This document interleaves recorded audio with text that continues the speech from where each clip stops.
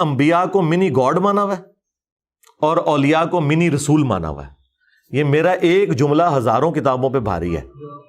یعنی آپ ہزاروں گمراہیاں ایک کتاب میں جمع کریں نا اور آپ اس کی وجہ پوچھیں نا تو یہ ہے کہ یہ نبیوں کو منی گاڈ مانتے ہیں اور اولیاء کو منی رسول مانتے ہیں.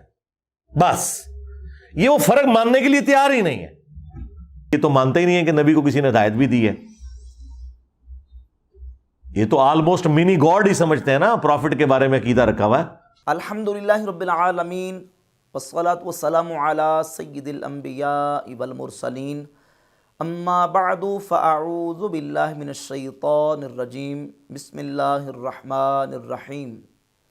مرزا جہلمی نے ایک بار پھر پوری دنیا کے سنی مسلمانوں کے اوپر ایک بہتان لگاتے ہوئے یہ کہا ہے کہ یہ انبیاء کو منی گاڈ سمجھتے ہیں اور اولیاء کو منی رسول سمجھتے ہیں، اور یہ کہا کہ یہ آلموسٹ پروفٹ کے بارے میں منی گاڈ کا عقیدہ رکھتے ہیں. مرزا جہلمی نے پوری دنیا کے سنی مسلمانوں کے خلاف اتنا بدترین بہتان لگایا ہے اور بلا دلیل کہ جس کو قیامت کی صبح تک مرزا جہلمی ثابت نہیں کر سکتا. اہل سنت کا کوئی معتبر عالم، کسی عالم نے اپنی تقریر میں، تحریر میں، اپنی کتاب میں کسی مقام پہ ایسا کوئی عقیدہ لکھا ہو مرزا جہلمی اس کا ثبوت پیش کریں.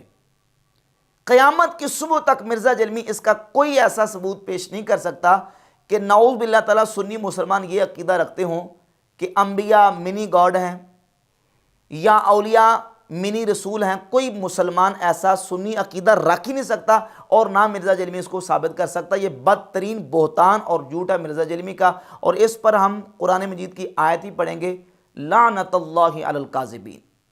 مرزا جہلمی اس طرح کے کئی بہتانات اہل سنت و جماعت کے اوپر لگاتا آیا ہے، اور ابھی اس نے یہ بات کر دی.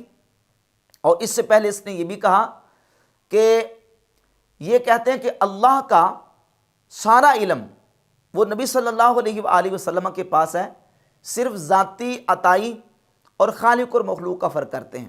ان کا پتہ کیا عقیدہ ہے کہ اللہ کا سارا علم نبی کے پاس ہے، صرف فرق یہ ہے اللہ کا ذاتی اور نبی کا عطائی ہے. لا الہ الا اللہ محمد رسول اللہ، یہ ان کا عقیدہ ہے. ما کانا و ما یکون کا کیا مطلب ہے کہ جو کچھ ہو چکا اور جو کچھ ہوگا یہ سارا علم نبی کے پاس. یہ اللہ کے برابر علم، صرف عطائی اور ذاتی کا فرق کرتے ہیں. جبکہ مرزا جہلمی کا یہ بھی ایک بدترین جھوٹ اور بہتان ہے. اہل سنت و جماعت کا ہرگز ایسا عقیدہ نہیں ہے اور نہ یہ کسی سنی کا عقیدہ ہو سکتا ہے. امام اہل سنت رحمۃ اللہ علیہ فرماتے ہیں کہ علم ذاتی اللہ عز و جل سے خاص ہے، اس کے غیر کے لیے محال ہے. جو اس میں سے کوئی چیز اگرچہ ایک ذرہ سے کمتر غیر خدا کے لیے مانے وہ یقیناً کافر و مشرک ہے.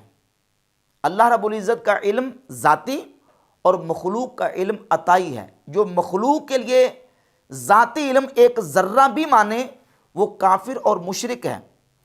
اور فرماتے ہیں کسی مخلوق کا معلومات الہیہ کو بتفصیل تام محیط ہو جانا شرع سے بھی محال ہے اور عقل سے بھی، بلکہ اگر تمام اہل عالم اگلے پچھلوں سب کے جملہ علوم جمع کیے جائیں تو ان کو علوم الہیہ سے وہ نسبت نہ ہوگی جو ایک بوند کے 10 لاکھ حصوں سے ایک حصے کو 10 لاکھ سمندروں سے.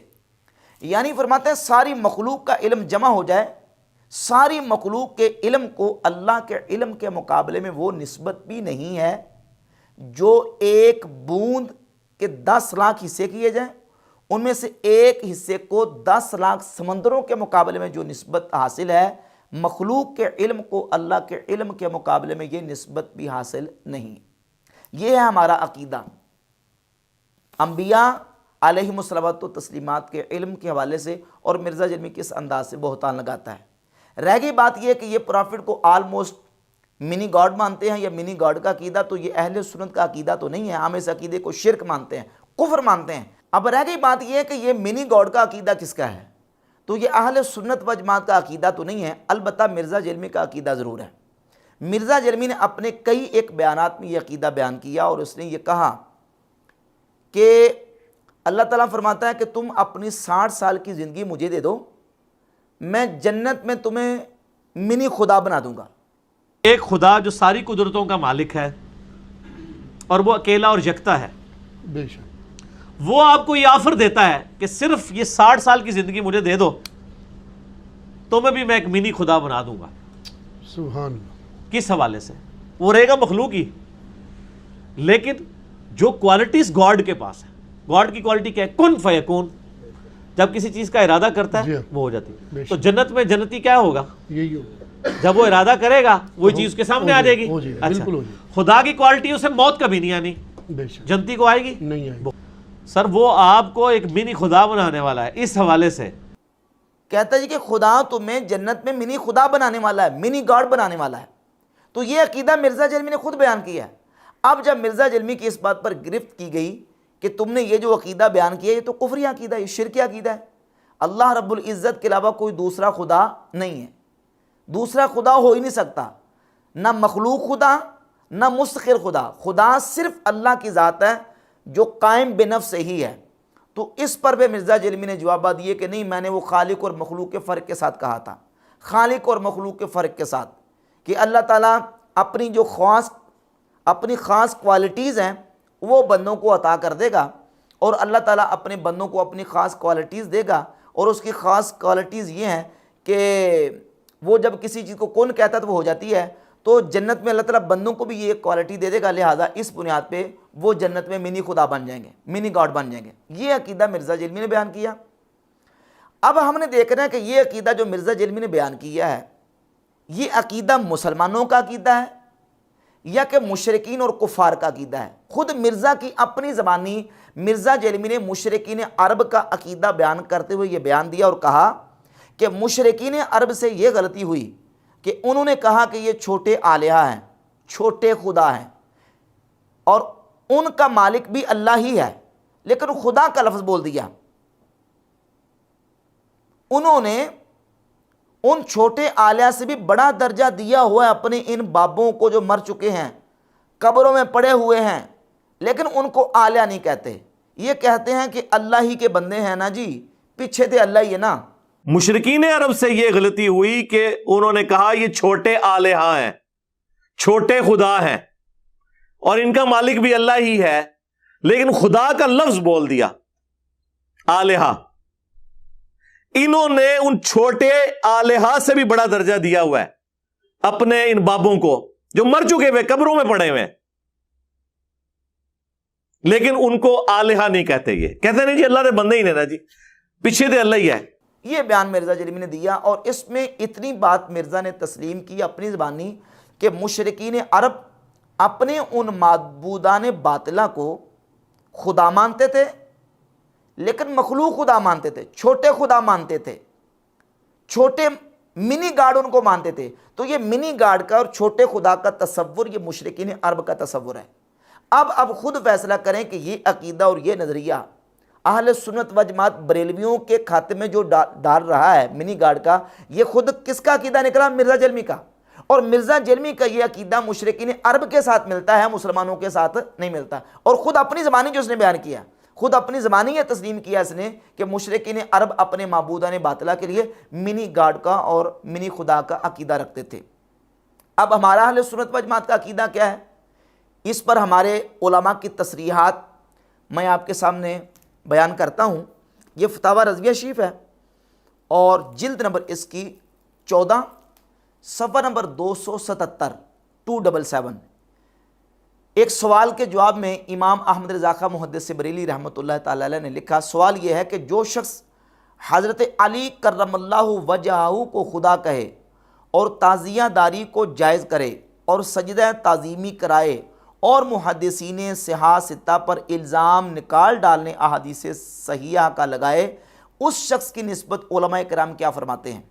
تو اس کے جواب میں امام فرماتے ہیں کسی بات کی طرف نظر کرنے کی حاجت نہیں، بعد اس کے کہ مولا علی کرم اللہ وجہہ کو خدا کہے یقیناً کافر مرتد ہے۔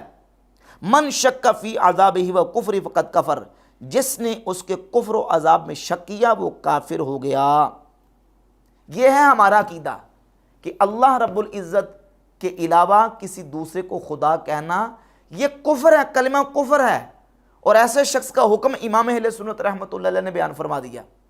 اور مرزا جرمی کہہ رہے ہیں کہ یہ پیغمبروں کو نعوذ باللہ تعالیٰ منی خدا سمجھتے ہیں، چھوٹا خدا سمجھتے ہیں، الیاذ باللہ تعالیٰ. یہ بہت بڑا بہتان ہے. شارح بخاری علامہ شریف الحق امجدی فتاوی شارح بخاری کی جلد نمبر 1 صفحہ نمبر 177 پہ ایک سوال کے جواب میں یہ لکھتے ہیں کہ یہ مستان جو ایک ولی کو خدا کہتا ہے کافر مشرک اسلام سے خارج ہے. یہ بھی اور جو لوگ بھی اس کفری قول میں اس کی تصدیق کرتے ہوں ان سب لوگوں کے تمام اعمال حسنہ غارت ہو گئے، ان سب کی بیویاں ان سب کے نکاح سے نکل گئیں، ان سب پر فرض ہے کہ فوراً بلا تاخیر اس کلمہ کفر سے توبہ کریں، پھر سے کلمہ پڑھ کر مسلمان ہوں اور اپنی بیویوں سے نئے مہر کے ساتھ پھر سے نکاح کریں.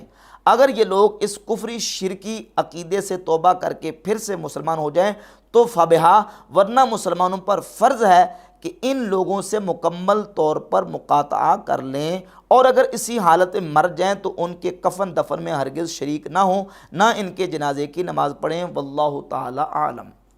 یہ ہے ہمارے علماء کا عقیدہ. اور اعلیٰ حضرت امام احمد رضا خاں محدث بریلوی رحمۃ اللہ تعالی علیہ کے شہزادے مفتی اعظم ہند مولانا مصطفیٰ رضا خان صاحب فتاوی مصطفیہ کے صفحہ 31 پر ایک سوال کے جواب میں لکھتے ہیں کہ اللہ عز و جل پر ہی خدا کا اطلاق ہو سکتا ہے، اور سلف سے لے کر خلف تک ہر قرن میں تمام مسلمانوں میں بلا نقیر اطلاق ہوتا رہا ہے، اور وہ اصل میں خود آ ہے. خدا اصل میں خود آ ہے، جس کے معنی ہے وہ جو خود موجود ہو، کسی اور کے موجود کیے موجود نہ ہوا ہو، اور وہ نہیں مگر اللہ عز و جل ہمارا سچا خدا. واللہ تعالی اعلم. بریلویوں کا عقیدہ کیا ہے؟